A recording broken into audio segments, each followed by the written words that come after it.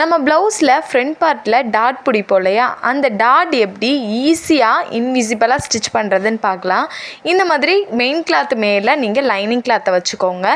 சுற்றி எந்த தையலும் நீங்கள் போட வேண்டாம். இப்போ இந்த மாதிரி சென்டருக்கு நேராக மார்க் பண்ணி விட்டுக்கோங்க. இந்த மாதிரி மார்க் பண்ணிவிட்டு ஒரு தையல் மட்டும் போட்டு எடுத்துக்கோங்க. இப்போ இந்த மாதிரி தையல் போட்டு எடுத்ததுக்கப்புறம் லைனிங் கிளாத் ரெண்டும் ஒரு சைடு இருக்கிற மாதிரியும் நம்மளோட மெயின் கிளாத் வந்து ஒரு சைடு இருக்கிற மாதிரியும் இந்த மாதிரி தனித்தனியாக எடுத்துக்கோங்க.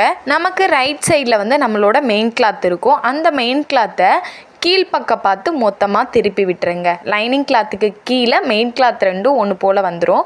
இந்த மாதிரி வச்சதுக்கப்புறம் நம்ம கீழே வந்து 1.25 இன்ச்சோ இல்லை 1 இன்ச்சோ மார்க் பண்ணுவோம் இல்லையா, உங்களுக்கு எவ்வளோ வேணுமோ அதை மார்க் பண்ணிவிட்டு நம்ம அந்த மாதிரி ஸ்ட்ரைட்டாக தையல் போடுவோம். இப்போ கீழே பார்த்தீங்க அப்படின்னா நம்ம ஆல்ரெடி ஸ்டிச் பண்ணது வந்து நமக்கு அந்த அளவு தெரியும். கரெக்டாக அதை ஒட்டி கிராஸ் பண்ணுற மாதிரி நீங்கள் ஸ்டிச்சஸ் போட்டுக்கோங்க.